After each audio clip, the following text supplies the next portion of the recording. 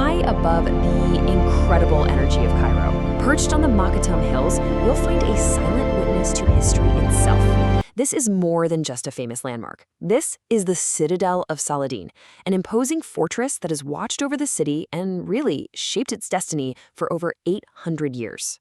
Just think about that for a second. For nearly 700 years, this was the absolute heart of Egyptian power.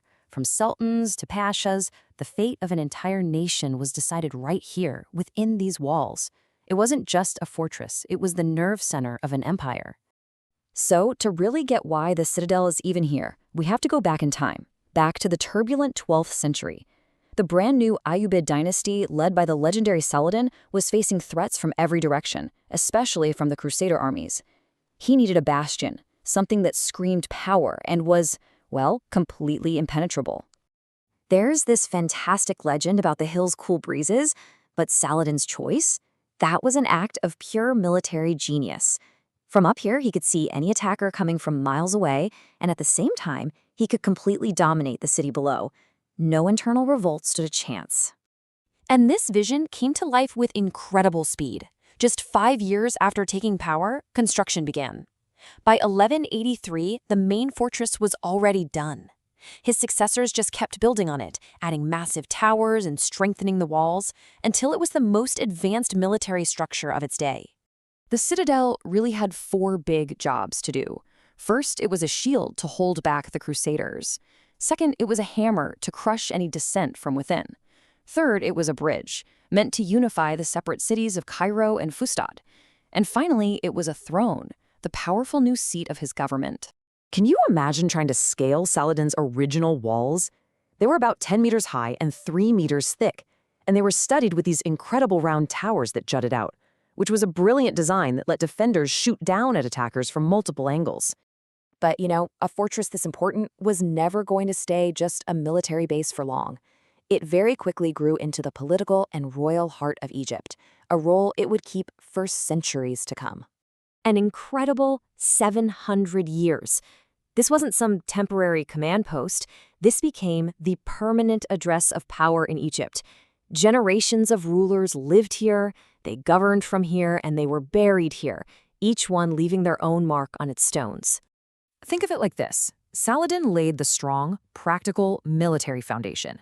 But the Mamluk and Ottoman sultans who came after him, they were the ones who turned it into a luxurious royal city. They literally layered their own monuments right on top of the old fortifications. The Mamluk era, especially under Sultan al-Nasir Muhammad in the 14th century, brought a massive transformation. He didn't think twice about clearing away older buildings to make way for his own grand vision. And that included a stunning mosque that thankfully still stands today as a testament to the height of Mamluk power. And then came the Citadel's most radical reinvention. In the 19th century, Muhammad Ali Pasha, the founder of modern Egypt, showed up with a vision that would change not just the Citadel, but Cairo's entire skyline, forever. What you have here is a real clash of visions. Muhammad Ali saw the whole Mamluk legacy as something to be overcome. He wanted to make a clean break from the past and align Egypt with a more modern, European-influenced Ottoman style, both in politics and in architecture. So, in 1825, he demolished the grand Mamluk palaces. He cleared the highest point of the Citadel to make way for his own projects. It was an unmistakable message. The Mamluk era was over, and his was just beginning. And you can literally see this change just by looking up at the sky. On the one hand, you have the ornate, detailed stonework of the Mamluk minarets, and on the other, you have the soaring, 84-meter-tall, pencil-thin Ottoman minarets of Muhammad Ali's new mosque. He physically stamped his vision onto the city. It really makes you think, doesn't it? How does a ruler rewrite history in stone? Architecture is never just about buildings. It's about power, it's about identity, and it's about legacy. Muhammad Ali understood that better than anyone. Okay, so when you walk through the Citadel today, it's like taking a journey through all these different historical layers, where different eras are just existing right next to each other. I mean, you can walk just a few minutes and visit 2 mosques from 2 completely different worlds. You have al-Nasir Muhammad's mosque, a tough, beautiful Mamluk survivor, and right next to it, you have Muhammad Ali's massive, opulent Alabaster Mosque, this grand statement of a new era, clearly inspired by the great mosques of Istanbul. This was Muhammad Ali's personal world, the Jewel Palace. It's a gorgeous example of that blend of Ottoman and European styles he loved so much, and it was designed to be an intimate space, away from all the formal court duties. And trust me, there is so much more packed within these walls. You've got the Süleyman Pasha Mosque, which was the very first Ottoman-style mosque built here. Old royal homes have been reborn as museums, and deep beneath it all lies Bir Yusuf, Saladin's incredible 90-meter well, a true masterpiece of engineering built to survive any siege.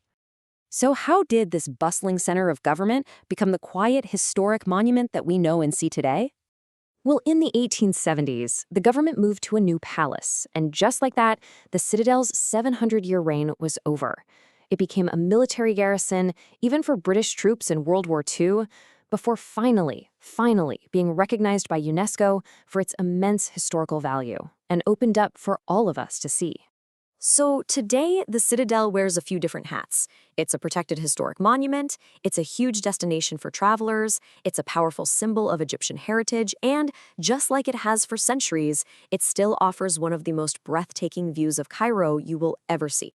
Its original job might be over, but its role as a guardian? That's not. It's not watching for invading armies anymore. Instead, it stands as a guardian of the incredible, layered, and complex memory of the city that sprawls out right below it. It leaves you with one last question to think about. When a fortress becomes a monument, is it guarding a city, or is it guarding its memory? The Citadel of Saladin is a place where stone and history are the exact same thing, a fortress that now defends the very story of Cairo itself.